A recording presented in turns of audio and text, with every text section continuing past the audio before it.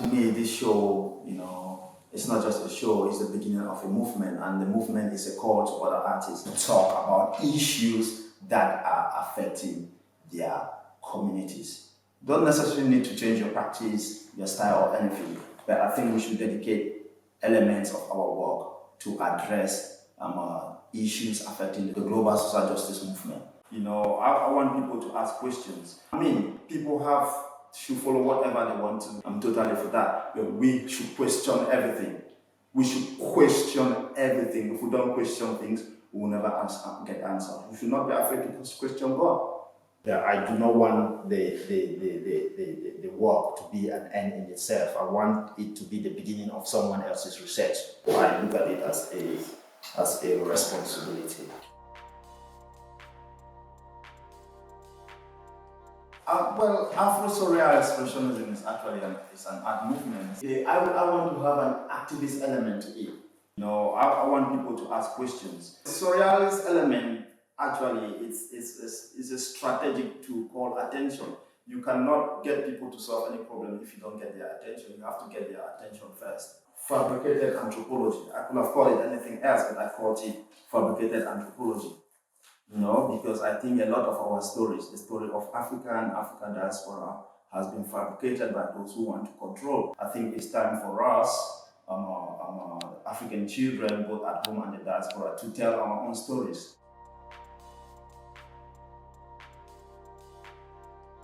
I was born in Kumba, southern Cameroon, also known as Ambazonia. Fast forward to today, the crisis break out in southern Cameroon, Ambazonia.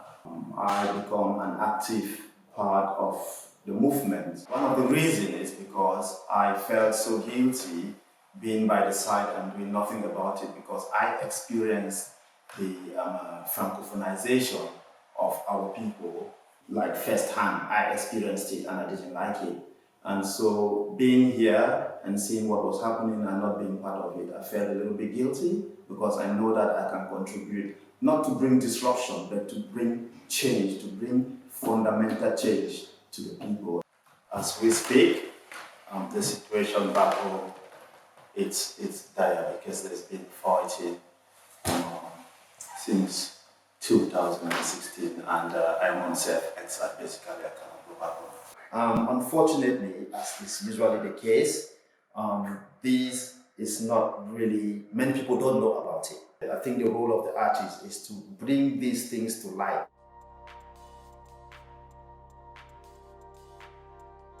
As an artist, I think that it's fundamental for every artist. You must not necessarily be an activist, but I think artists have a role to play in their various communities, i.e. shedding the light on issues that affect the people.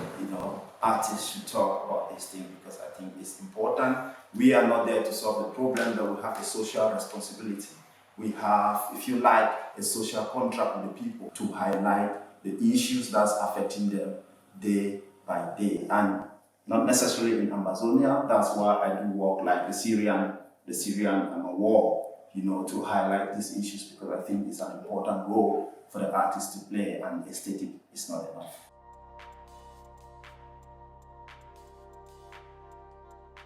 There is a lot of issues that are happening in our various communities, both at home and in the diaspora, that we as artists should address. So it could be the Me Too campaign, that's why I've done work like the death of patriarchy, environmental crisis. We are facing one right now as we speak, the climate change. That's why I reuse recycled bubble wrap, and also some of the doors are found. Identity is the other crisis that we're facing. Most wars are culturally related. It's about identity. I appreciate the fact that for most artists back home, they're in a situation that they cannot fully express themselves because of the stifling of dissent that happens in most countries. But I still think that limiting our work to just our own comforts undermines what we can achieve.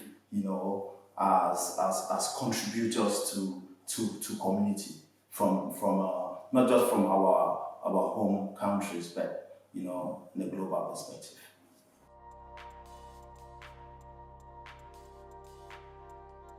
What I would say is that Ambazonia is right now a leading movement. It's a movement, it's not just a movement for the liberation of the people of Southern Cameroon's Ambazonia. The people don't call themselves separatists, they call themselves restorationists. We are all in it together. It's a leading movement against France Afrique, All of these countries which were former French colonies, they still have really, really strong ties to France despite independence. And the most unifying factor is not just the language. This is what many people don't understand. The most unifying factor is the legal tendency, which is the franc CFA. So for example, the central bank in France control our money. They produce it, they determine how it is used, which I think is terrible. Basically, it began with the people saying that, we want our own cultural entities to remain intact. We want our own judiciary system to remain intact. We want our educational system to remain intact. We don't want to be Francophonized. We don't have anything against the French culture, but that's not who we are. Identity is really important. Sisiku Julius Ayok-Tabel, who is the president of Southern Cameroon's Ambazonia, now in prison in Kondege. To me, I see him as a hero because he is one of the persons that stood up.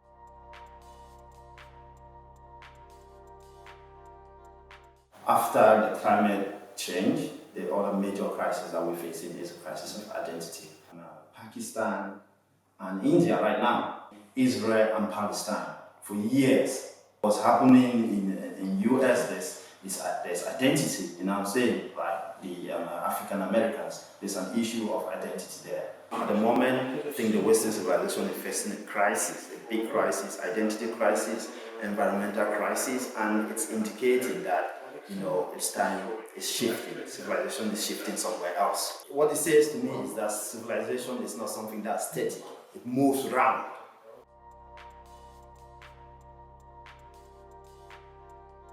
Until we address these issues genuinely, until we think about issues like reparation, not in the terms of giving people money back, but just in terms of looking at the damage that has been done to a certain group of people for one reason or another, and try to have a genuine debate and try to see how we can get some poor kids in poor suburbs to have some proper education and access to healthcare.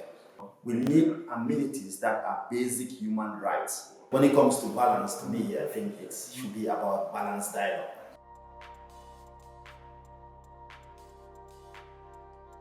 Everyone should go and vote, especially people who look like me. Our ancestors died for them to have the right. Even if you are not political, you can be apolitical but vote. Because whether you vote or you don't vote, your life is controlled by politics.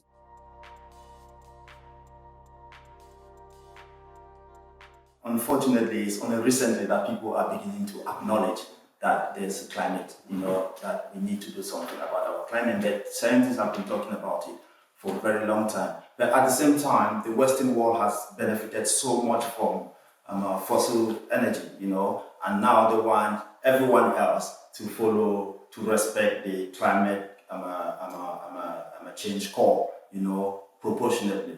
Look at what's happening in Amazon. Right? It was broadcasted everywhere. There are millions of fires in Africa. Every day, no one talks about it. I think it's unfair and it's hypocritical, to be honest. Look, someone like Greta Thunberg. She's a hero. She's a hero. She's well respected. She's been given loads of awards. A lot of children in Southern Cameroon and Ambazonia, they stood up to protest against an oppressive regime, and they were shot. And no one is talking about it. The media is not talking about it. The media is talking about Greta Thunberg. Not because she's not doing an amazing work, but because she's white and she's privileged. It's a shame. For speaking up, they are heroes too.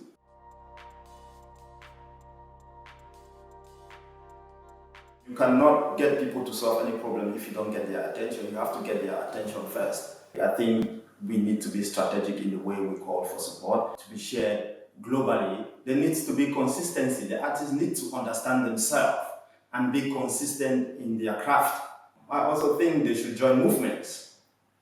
You know what I'm saying? As an individual, you can do only that much. As 2, 3, 4, 5 people, it's much better. You can do a lot. When I look into the bubble wrap, I see life. We are fragile and at the same time we are very powerful. Our fragility is our unique source of power, but we have to dig deep down into ourselves, understand who we are in order to use that to our advantage.